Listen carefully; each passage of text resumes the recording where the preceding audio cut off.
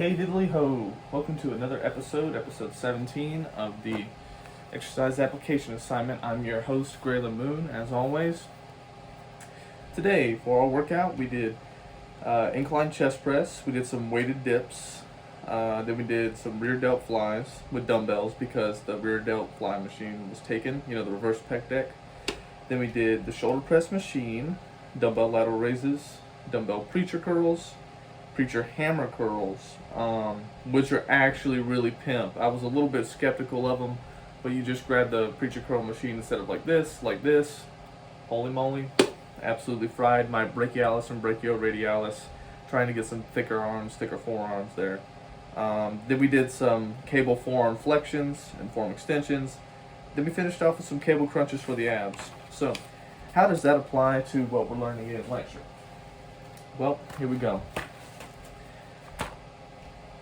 Hormonally, we have a response when we're training. So if we want to maximize our testosterone response, which is our primary anabolic hormone, we want to lift heavy.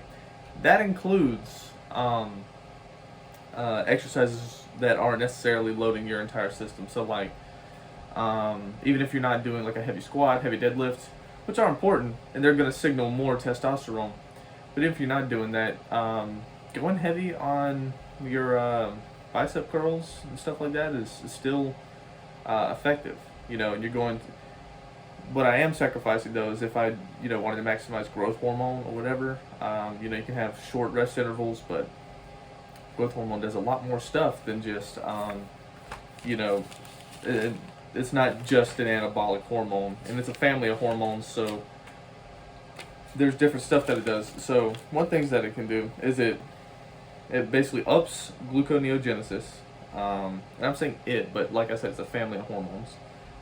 It increases free fatty acid mobilization, and it blocks glucose. So it has this sort of blood glucose sparing effect, which is important during exercise, because last episode I mentioned, I believe, that when you exercise, your cardiac output is increasing. You're having more nutrient delivery to your tissues, right? We're performing glycolysis. We're using up our sugar. But we got to preserve our blood sugar because our brain is a wad of fat that runs on sugar. If our brain can't do what it needs to do, it's not going to be able to maintain a work rate. What's the definition of fatigue? The inability to maintain a work rate. So if our blood sugar drops too low, then we're going to be screwed. So there is several systems which maintain our blood sugar. Hold up, let me find that right quick. So I want to make sure I phrase this correctly.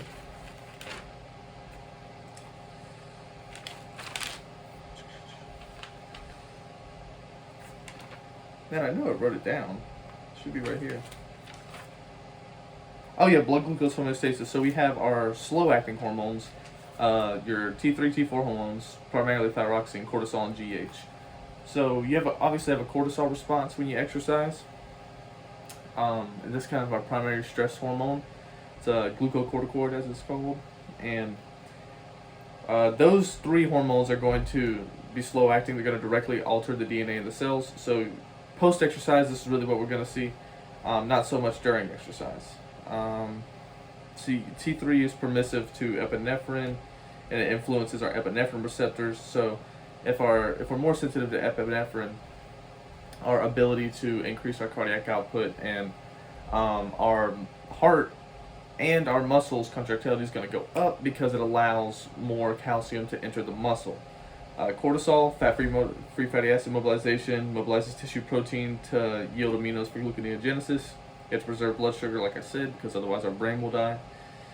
Let's see. Cortisol, I just mentioned that. Blood cortisol is highest post-exercise. Higher exercise intensity, greater the total increase in plasma cortisol. Then we have growth hormone, yep. Then our fast-acting hormones, like I said, epinephrine, norepinephrine, insulin, and glucagon as well, though.